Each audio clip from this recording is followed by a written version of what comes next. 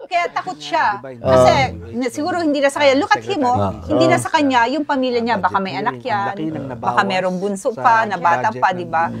Alam niya yung extent ng kanyang ginamit, yung seriousness ng kanyang ginawang kasalanan. Pero kasama niya yung mga tao na nasa gobyerno. So, syempre takot siya.